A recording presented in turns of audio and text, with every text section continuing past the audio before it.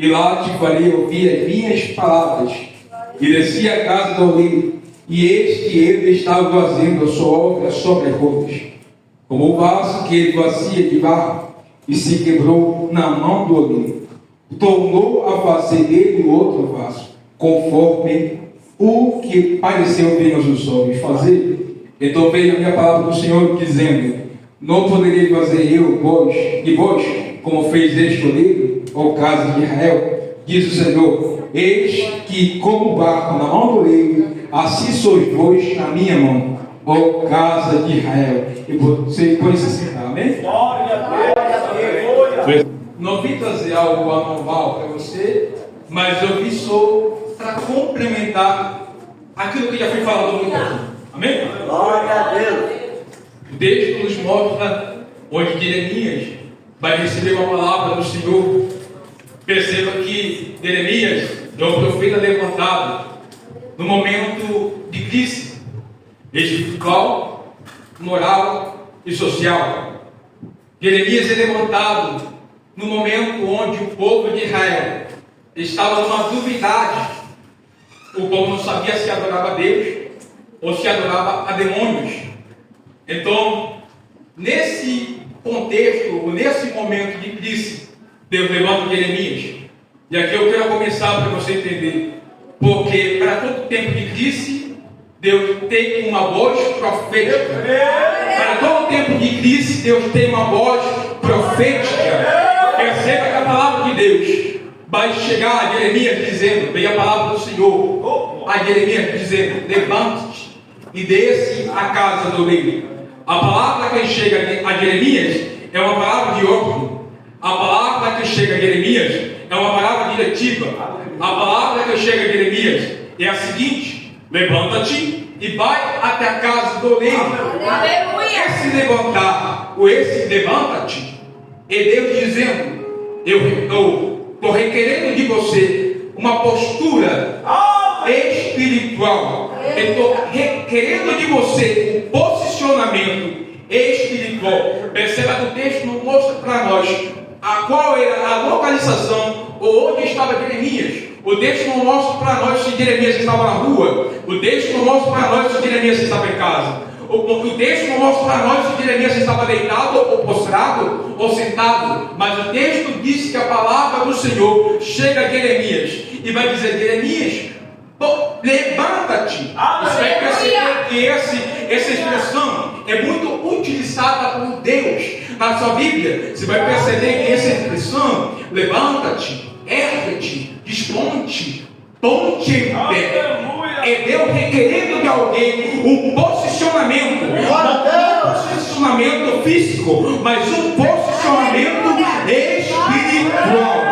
Estou querendo falar para alguém que está esta noite, que veio para esse encerramento de campanha, para buscar uma palavra profética, porque eu sei que vieram pessoas aqui, não para ver a cara do pregador, não para ouvir aquilo que o pregador tem a falar, mas se aquilo que Deus tem para falar para a sua Bíblia. Eu creio que tem pessoas aqui que estão esperando de Deus um direcionamento para transformar a vida da sua história, a vida da sua casa, da sua família. Eu sei que hoje tem pessoas que vieram aqui para escutar uma palavra profética. Eu sei que hoje vieram pessoas buscando, esperando de Deus um direcionamento da parte de Deus. Perceba que o texto mostra para nós que Jeremias, Deus vai dizer para Jeremias: levanta-te, ponte em pé e ouve as minhas palavras, porque eu vou falar contigo. E olha o que Deus vai dizer para ele: desce a casa do oleiro.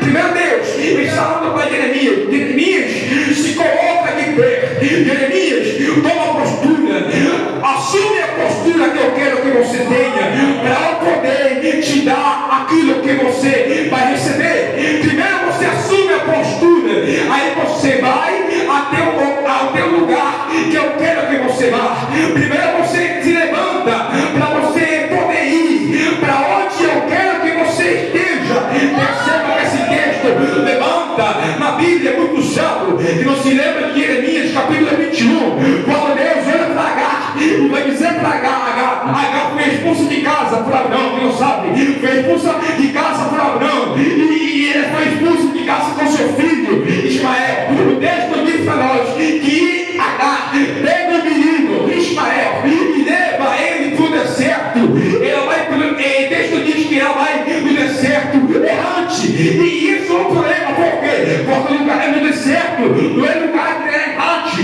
Deserto não é lugar das pessoas lá errante, porque quando ela estava errante no deserto, o texto diz que o sofrimento dele estava acabando. Só no momento que o sofrimento dele acaba, o texto diz que ela deixa o menino debaixo de uma árvore, e ela vai adiante, e começa a chorar, porque dizia ela: eu não quero ver o menino morrer. Só que quando ela começa a chorar, Deus fala para ela e disse: Agar, ouvi o choro do menino, ouvi o choro do menino. Perceba que o texto diz para nós que quem chorou foi Agar. Só que Deus vai olhar para Agar e vai dizer: Agar, eu não ouvi o teu choro, eu ouvi o choro do menino.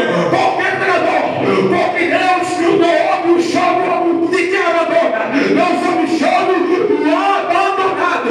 Perceba que se lembra da promessa que Deus fez para ele em Gênesis capítulo 16, quando Deus aparece para Agar e diz: Agar, eu tenho uma promessa para ele.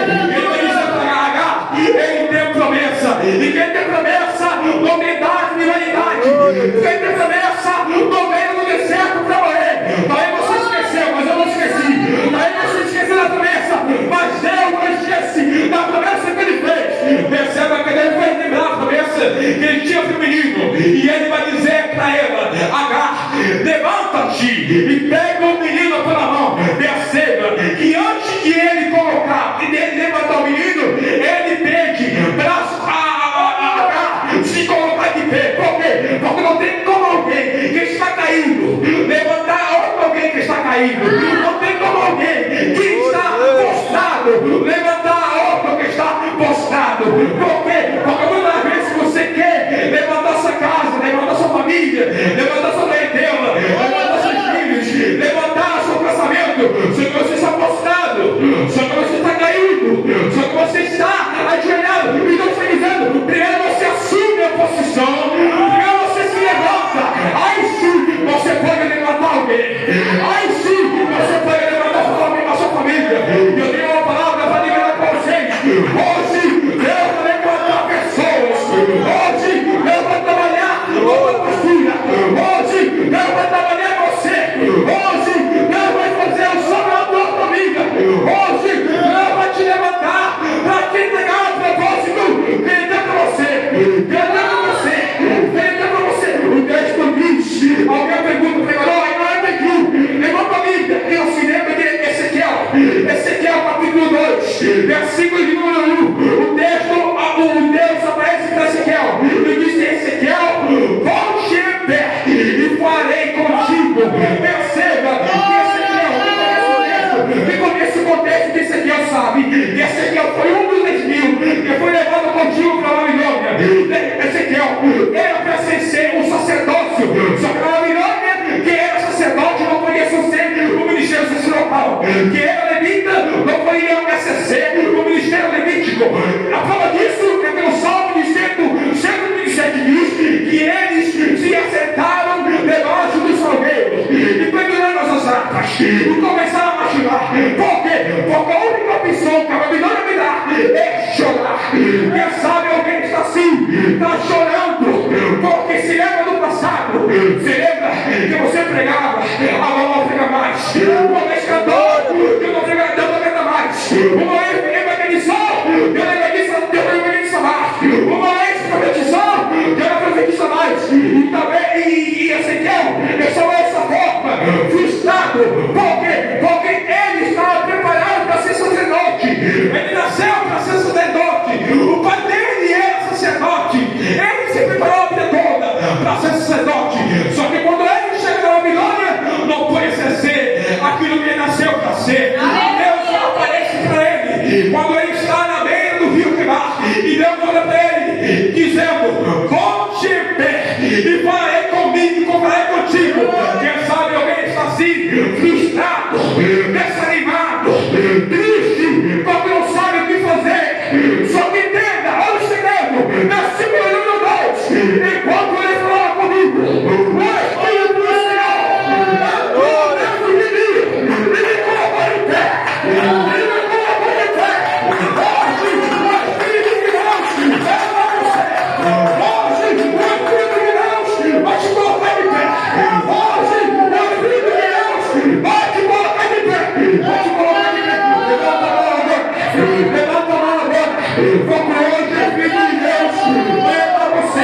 toda opressão vai ter que tirar daqui agora. Toda essa raiva, aquela língua tem que tirar daqui agora.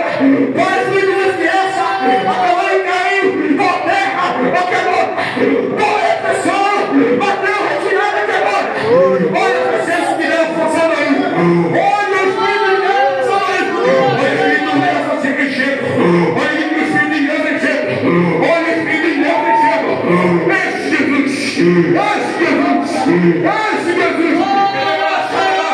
Pregador. Ainda aqui que nós se lembra de Jonas.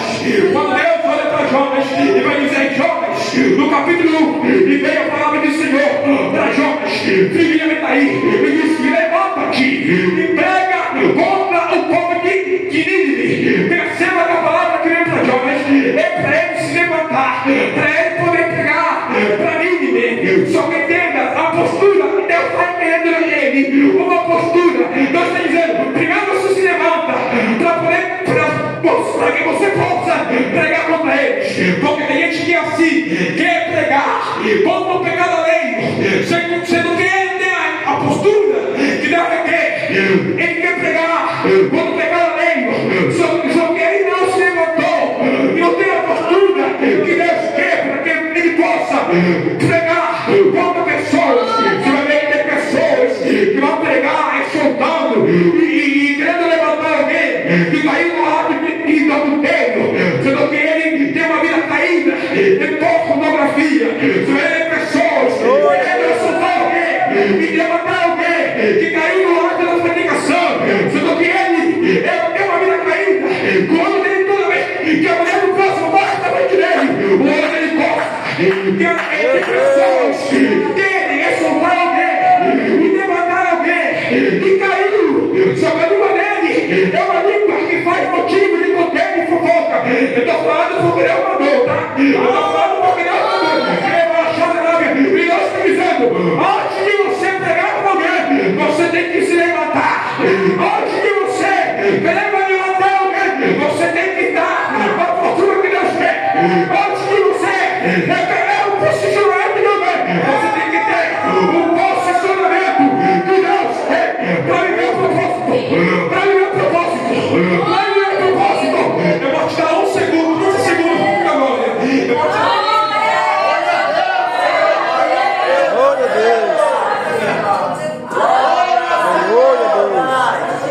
Aleluia a Deus, aleluia a Deus, aleluia. Santo Deus, falando no sonho.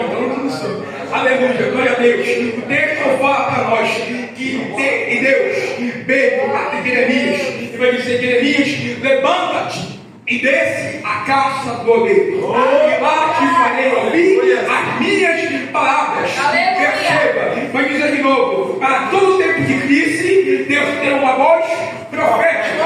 Para todo tempo de crise, Deus tem uma direção.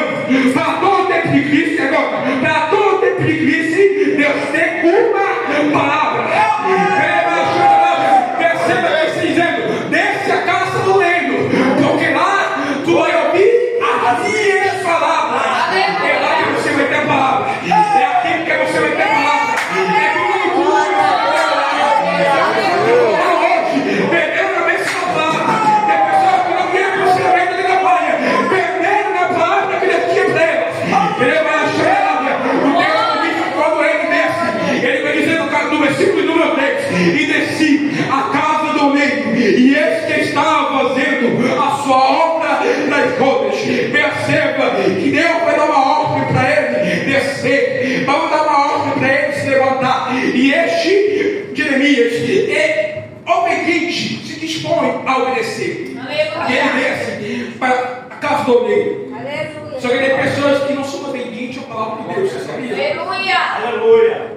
Eu vou te falar, você tem que ser obediente à voz profética que Deus decretou, estabeleceu sobre esse igreja. Você tem que ser obediente à voz profética que Deus estabeleceu aqui. Porque é assim que você vai obter os mistérios de Deus. É assim que você vai ter o crescimento de Deus. É assim que você vai ter a vida transformada pela mão do oleiro. É assim que você vai ter vida, na sua casa. Perceba que quando ele desce na casa do oleiro, ele vai dizer: e este que viu o oleiro fazendo a sua obra sobre as rodas. Perceba que quando ele chega, o oleiro estava trabalhando. O oleiro não esperou que Jeremias chegasse para ele trabalhar. Quando o Jeremias chegou, o oleiro estava trabalhando. Por quê? Porque tem pessoas que acham que se ele não fizer, Deus não vai fazer. Só que tem pessoas que acham que se ele não vir, Deus não vai vir. Tem pessoas que acham que é ele que vai ter sua presença. Só que entenda, quando Jeremias chega, o oleiro estava trabalhando. Porque você vai fazer a presença, precisa estar. E é muito mais. Antes que o primeiro oleiro, antes que o povo, a tua igreja, ele estava trabalhando. Ele estava trabalhando. Ele estava trabalhando. Antes que essa mensagem ser feita, ele estava trabalhando. Antes que você ele estava trabalhando. Antes que eu chegar, ele estava trabalhando. Antes que eu chegar, ele estava trabalhando. Antes que você chegar, ele estava trabalhando. O oleiro está trabalhando. Porque o texto diz que ele está fazendo a sua obra. E isso é melhor que tudo. Por quê? Porque quando o oleiro faz a sua obra, ele não termina quando começa. O oleiro, ele não termina a obra pela metade. O oleiro não termina a obra por um terço. O oleiro não termina a obra quando você diz. O oleiro, quando ele começa a obra, ele é fiel para terminar. Ele vai terminar a obra. Nossa família, ele vai terminar a obra. Nosso amigo, ele vai terminar a obra. Nosso casamento, ele vai terminar a obra. Lá na tua casa, ele vai terminar a obra. Ele vai achar a lábia. Ele é como a aranha.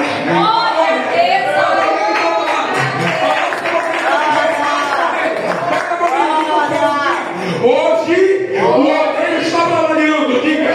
Hoje, o oleiro está trabalhando.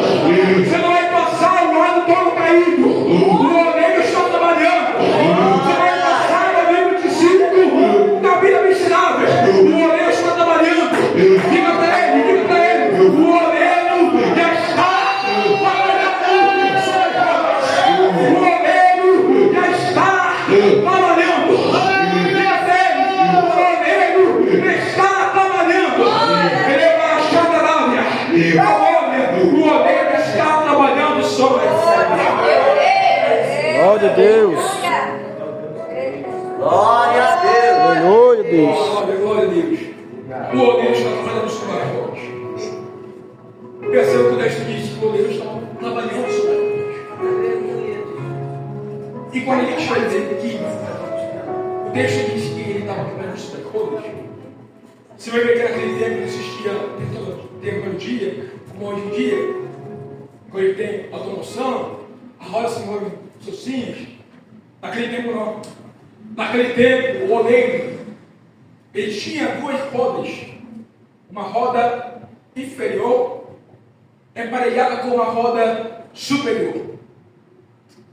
Cada vez que o movimento da roda se movia, o oleiro ia modelando o vaso. Aleluia, Deus.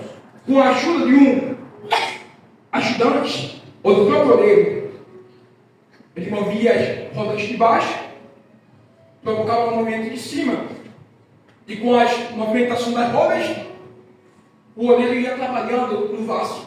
Aleluia.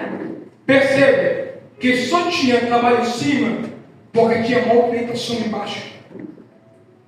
Só tinha trabalho em cima porque tem uma movimentação embaixo. Aleluia. E eu vou explicar para você entender. A movimentação de baixo. A Bíblia diz: tudo aquilo que ligares na terra, movimento de baixo, será ligado nos céus, movimento de cima. Quando nós ou mais concordarem aqui na terra, movimento de baixo. Lá no céu haverá concordância, movimento de cima.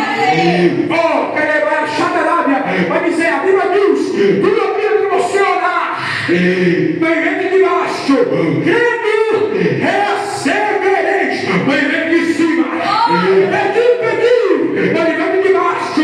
assim buscar para de cima, buscar para de baixo, e encontrareis para de cima, para de baixo, e a porta vai sair para de cima, porque o céu da área abraça o alimento, o céu não tem como, se não é para cá, se você não se move, e não é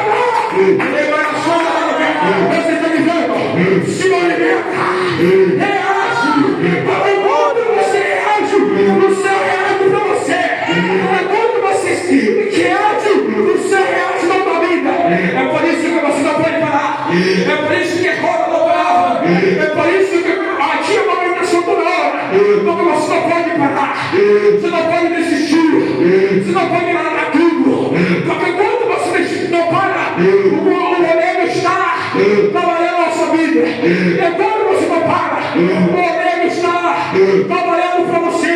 Ele vai achando na área, ele vai assumir.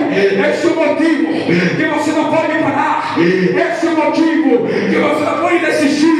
Esse é o motivo que você não pode largar tudo. Vai no monte, vai na promoção, vai para a campanha, vai para o monte, vai para a campanha. Ele vai achando na área, porque assim que ele não vai trabalhar você. É assim que o goleiro vai golear você. É assim que o goleiro vai transformar você. Ele é aquela vai assar. Ele vai achando na virada.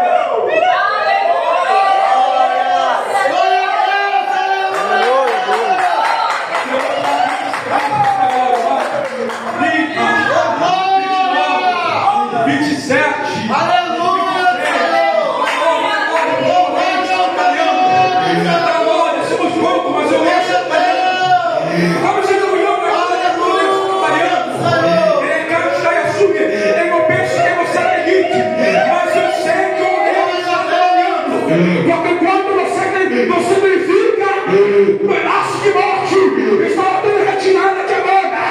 Quando você verifica, Deus está moletado as rodas. Quando você verifica, Deus está mudando sua história. Quando você se verifica, Deus está moletando na outra casa, lá no bairro, lá no Branquela, que acredita.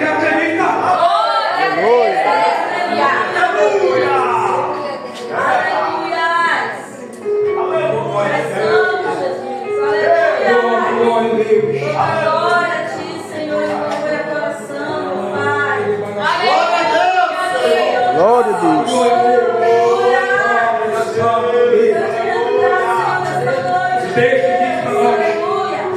Que o olheiro estava fazendo. Só que o texto principal é o texto de vocês. Porque vai dizer assim: não poderia fazer eu de vós, como fez isso ele, por causa de Israel. Diz o Senhor: eis que como barro na mão do oleiro, assim sou hoje na minha mão, por causa de Israel. Quem que é o barro? É o povo, sou eu, é você. Quem que é o oleiro? É Deus. Aleluia, Deus. Glória a Deus. O texto vai dizer para nós que o oleiro está modelando o vaso, está fazendo o vaso. Em certa ocasião, o vaso quebra. Aleluia. E tem aquele diabólico criador dele. Aleluia. Se você se quebra, Deus te quebra. Aleluia. Mas isso vai um pouco mais ligado com o capítulo 19, né? Quando Deus fala para Jeremias pega o vaso e vai tomar de mundo, quebra. Aleluia. Só que, entende? Quando o oleiro está fazendo o vaso, vai rodas, o vaso não é vaso. O vaso é barro, é argila. E quando no capítulo 19, Deus manda quebrar o vaso, este vaso já estava feito. Este vaso já tinha passado pelo fogo. Este vaso estava, vamos dizer, completo. Já tinha completado o processo da criação. Deixa eu ver. Aleluia, Deus. Só que tendo o versículo, o capítulo 19, você vai entender que é melhor você se quebrar que nós te quebrar. Sabe por quê? Foi falado por o prefeito Fabiano, uma das 4 filhos, sobre a apostasia. E quando no capítulo 19, Deus vai quebrar o povo, quebrar o baço, manda quebrar o baço, vai dizendo assim: quebra este baço. E como é este baço que foi quebrado, não tem mais restauração. Então entende, não é que você se quebrar e Deus te quebra, não. Não é você escolher você se quebrar ou escolher que Deus venha te quebrar. Não. Porque no momento que Deus vai dizer quebra o baço, é porque este já não tem mais salvação. Você vai ver que ele vai falar as punições que ele vai fazer com o seu povo. E vai falar que este não tem mais restauração. Aleluia, Deus. Ali, onde? E disse assim, disse o Senhor dos Exércitos: este mundo quebrarei ele, este povo. E a essa cidade, quando se quebra o laço do oleiro, que não pode mais se refazer. E outros enterrarão, e o enterrarão em Tofete, porque não haverá mais lugar para os enterrar. Então entenda, não tem mais salvação. Foi quebrado, não tem mais restauração.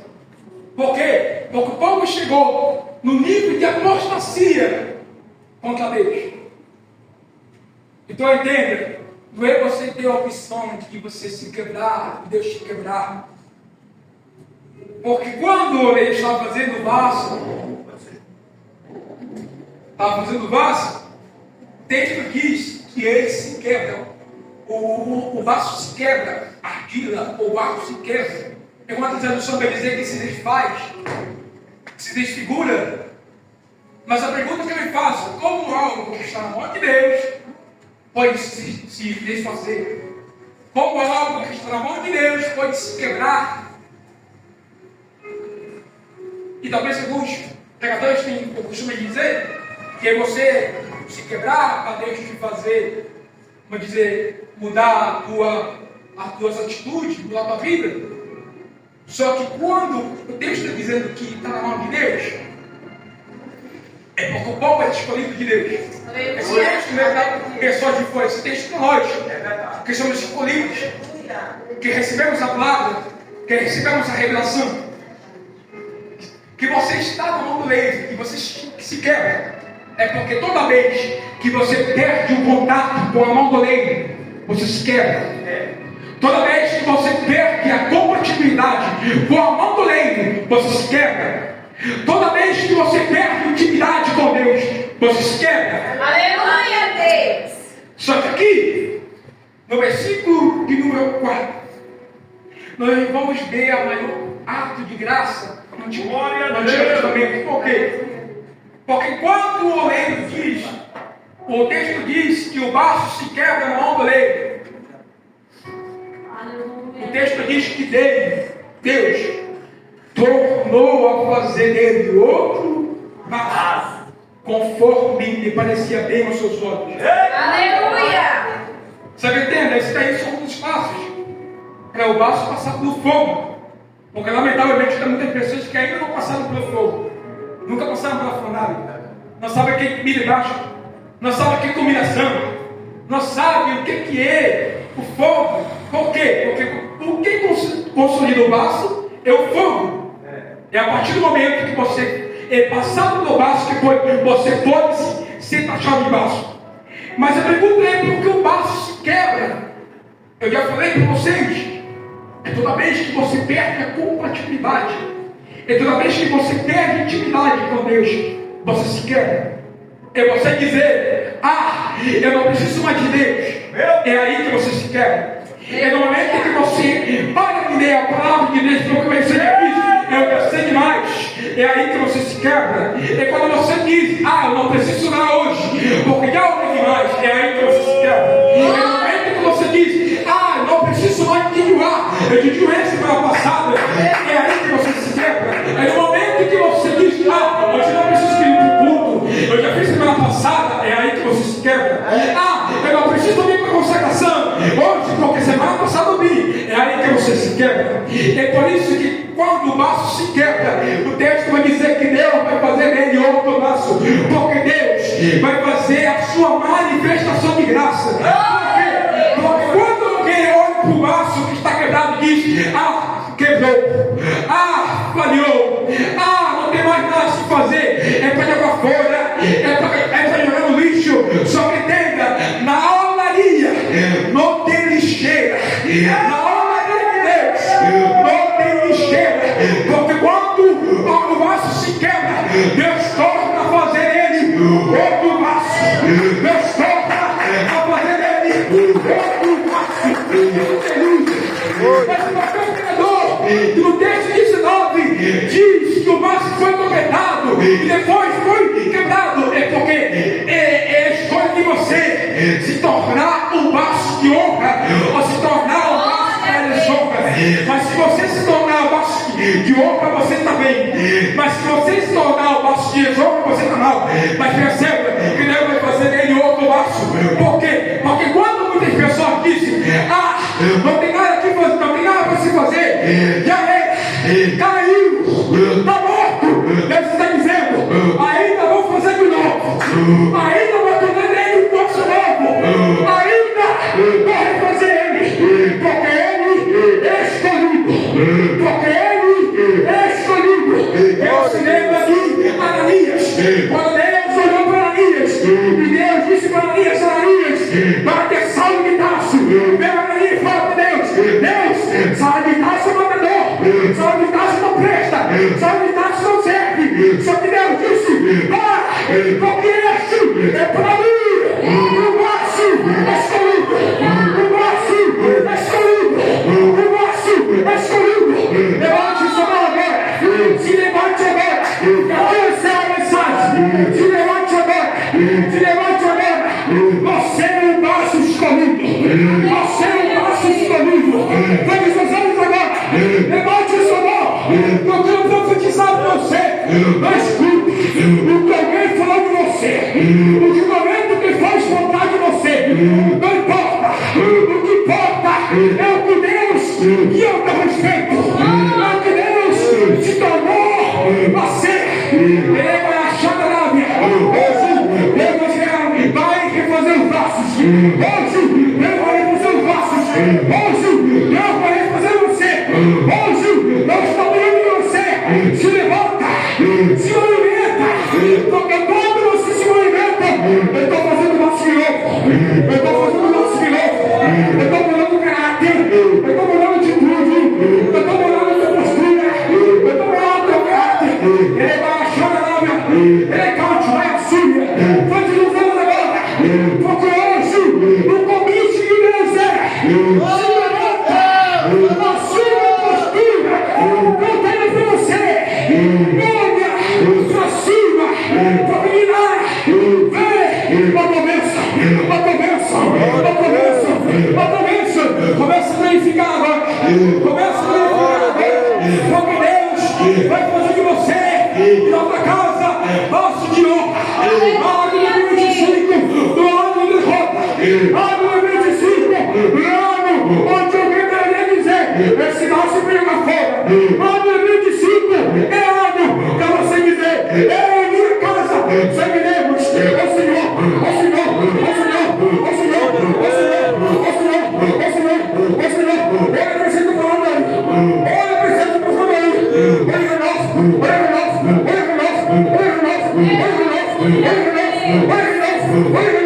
receba a presença de Deus agora, receba o toque do leão, receba o toque do leão agora, vai recebendo o toque do leão, vai recebendo o toque do leão. O oleiro está tocando, o oleiro está tornado, o oleiro está transformado. Hoje